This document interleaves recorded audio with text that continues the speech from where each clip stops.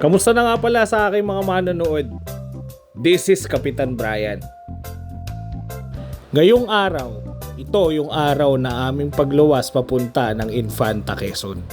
Ilang taon din kaming hindi nakauwi rito sa hometown ng aking daddy. By the way guys, kasama ko nga pala yung isa sa mga pinsan ko, si Nebs.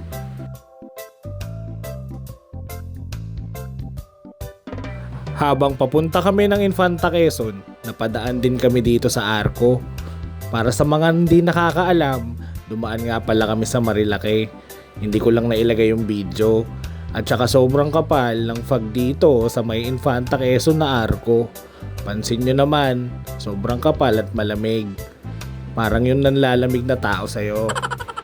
At napadaan din kami rito sa may Jariel's Peak. Kitang-kita nyo naman nakasimangot pa yung pinsan ko. Ewan ko ba kung may pinagdadaanan tong kasama ko. Sobrang daming tao at saka sobrang ganda ng view. Napakaraming tao kasi nga mahal na araw. Buti pa yung araw nagmamahal. Yung taong nagmamahal sa'yo, hindi mo mahal. Bakit nagkakaganito na yung boses ko? Ayusin na nga natin. So yun na nga. Para sa kaalaman ng lahat, para sa lahat ng riders na pumupunta sa may arko ng Infanta Quezon, kung gusto nyo pa ng mas maraming sigsag at mas maraming bengkungan, i-straight nyo hanggang dun sa dulo. Hindi yung nagyayabang kaagad kayo na napuntahan nyo na yung arko, tapos sasabihin nyo sa mga kasama ninyo na napakarami na kaagad na bengkungan na nadaanan nyo papunta ng arko. I-try nyong isagad hanggang sa bayan at marami pa kayong makikita kagaya nito. May mga riders kasi akong kakilala. Kwento sila ng kwento sa akin about dyan sa arko ng Infanta Quezon at saka sa may Marilake. Isagad nyo kasi hanggang dulo, wag puro kwento. At saka para sa kaalaman ng lahat, marami nga pala kaming nadaanan dyan ng mga falls na pwede nyong puntahan. Nakalimutan ko lang. So yun na nga, nakarating na kami dito sa may barangay Tonggohin kung saan nakatayo yung Mabuhay Infanta. Tapos yung paliko dyan papunta ng Real. Dumaan muna kami sa aming lolo't lola. Sobrang namimiss ko na talaga sila. Sa tuwing uuwi kasi kami nila mami at daddy, may laing na nakaabang. Nagluluto si lola at namamalengke. Kaya dating gawi, bago kami umuwi sa bahay, namalengke muna kami ni Nebs ang aming mga kakainin. At saka syempre pasalubong para sa akin tito at tita. Ito na nga pala yung bahay ng aking lolo't lola. Sila Kuya Maknina ang nakatira dyan. Pinsan nila Nebs. Siyempre, kaya namin pinatiran yan para may tao din dun sa bahay. Laki talaga ng pinagbago. Nung bata kami, merong kubo-kubo dyan at dun kami lagi nakatambay sa tabi ng bahay. Time goes by, ganun talaga, tumatanda naman talaga tayo at lumilipas din ang panahon. Yan pala si Lola Mercy. Bising-busy na nag-aayos ng uling. Kapatid siya ng aking lola na si Lola Praxidis. At saka yan, yung isang buong street na yan, halos lahat kamag-anak namin. So kitang-kita nyo naman. Nagtitipon-tipon kami. Tapos eto si Lola Ludi. Kitang-kita nyo naman, nakikipagkwentuhan at nakikipagdaldalan. Kaya kinulit-kulit ko din siya. Sa tuwing nauwi ako, isa yan sa unang-una kong pinupuntahan. Wala yang ginawa kundi tumawa. Kitang-kita nyo naman, masaya na naman siya. Andito din pala si Tita Solita. Yan yung may hawak ng cellphone. Galing sila ng Caloocan at dito nagmahal na araw. So inaayos nila yung kubo-kubo. Tapos nag-deliver nga pala kami ni Nebs ng sisig sa may ibaba sa may kamag-anak namin dun sa may pagawaan ng Lambanog kila Tito Freddy. Kitang-kita niya naman si Nebs. Masaya na naman kasi makakatikim ng lambanog. Siyempre, sinamahan ko siya. Tapos, after kong sinamahan si Nebs, napahinto ako dito sa may view. Sobrang ganda ng view dito.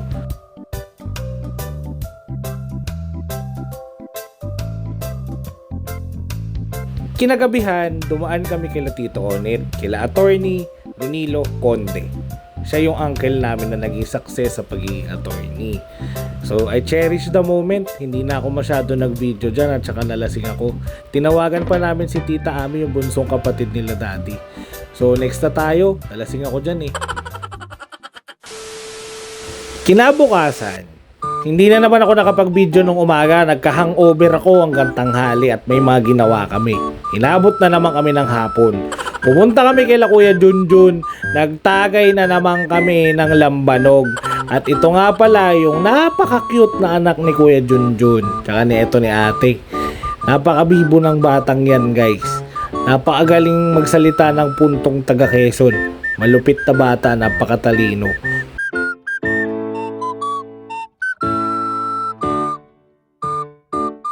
Big shoutout nga pala kay Kuya Eugene na nasa barko. Alam ko kung nandito ka lang, isa ka sa mga kaharap ko. Kaso nga lang si Kuya Junjun muna at saka sila ate at saka tong si baby yung kaharap ko. Nakakagigil ka. At dumating din si Kuya Daniel na kamag-anak namin na nung nakaraan lang nakita namin sa Tarlac at ngayon ay kainuman ko lang ngayon sa Quezon. Nung una hindi ko siya namukhaan sa Tarlac pero kainuman ko na naman. Tapos ayun na nga, nalasing na naman ang inyong lingkod. Niyaya namin sila tito na magmerienda kasi nga kinabukasan magtuturumba kami sa May Laguna.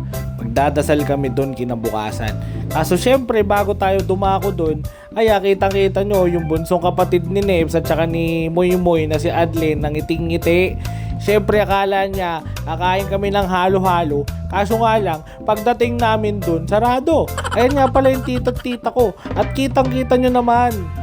Suot-suot niya yung jersey na binigay ko sa kanya. Tapos sobrang ganda ng burrito sa Quezon. Kaso nga lang, di ko pa mahanap yung forever ko. Kaya tamang merienda muna tayo. At para sa kaalaman ng lahat, second venue na itong pinuntahan namin. Yung first venue kasi, yung halo-halo sarado. Sikat na sikat yun sa Quezon, kaso nga lang wrong timing kami. At ayan nga, nagmerienda kami. Nag-order kami ng pansit at saka nung cheese stick yata at saka iced tea. Maraming pumupunta dyan, guys. Sa ngayon kasi mahal na araw kaya hindi sila nagsisipunta. Baka busy ang mga tao. Eto, yung sapa na yan, guys. Dyan umuhuli ng alimango at saka ng mga hipon. So pauwi na kami. Magre-ready na kasi kami at magpapahinga agad kasi babiyahin na naman kami papunta ng Turumba sa May Laguna.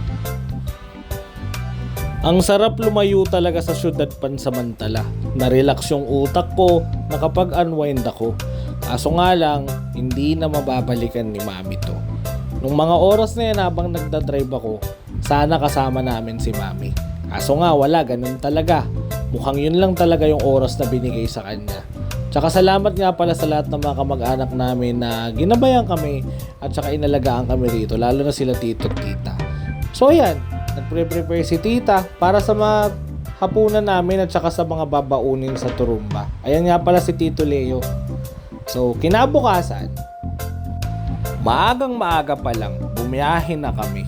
Napaka-solid talaga nung biyahe namin para makarating kami sa May Laguna, sa May Pami.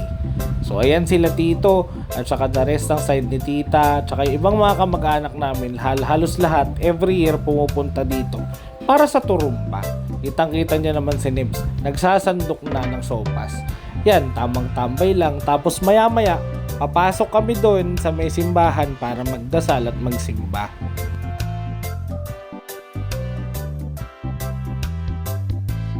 Ito yung unang dayo ko sa Turumba. Lahat ng mga kamag-anak namin, every year silang pumupunta dito sa May Pami Laguna para magdasal at magsimba.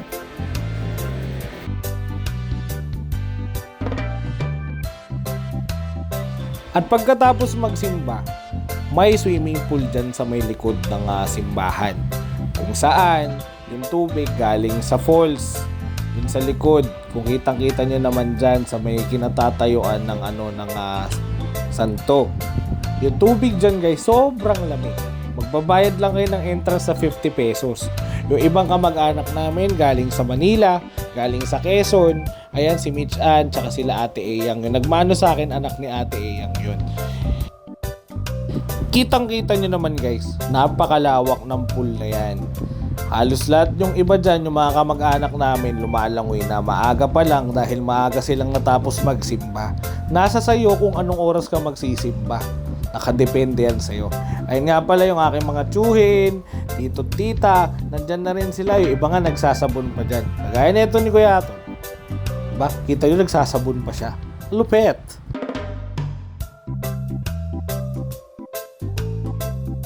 Andito din sila Kuya Makni, sila Kuya Iboy, and the rest of the part of the family. Nandiyan kami, nakatambay at nagchichillax lang. Bawas muna sa pagga-grind. Kailangan natin mag-chillax paminsan-minsan. Eto si Nebs, tamang kwento muna, tamang nakikibanding sa ibang mga pinsan niya at saka sa ibang parte ng pamilya.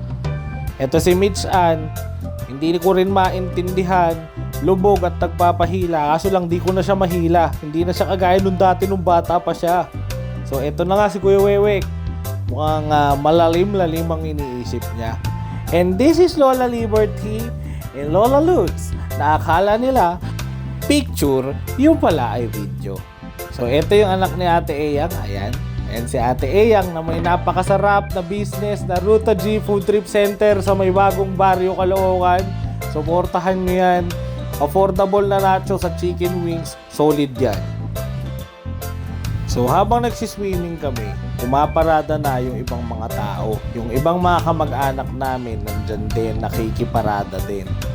So kung mapapansin nyo, yung iba na una na nagsasayawan, naghihiyawan sila kasi tradisyon yan every year.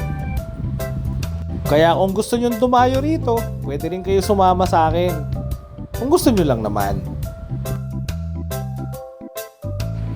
So paano ba yan? Dito na muna natatapos yung vlog ko. Maraming salamat sa panonood ninyo.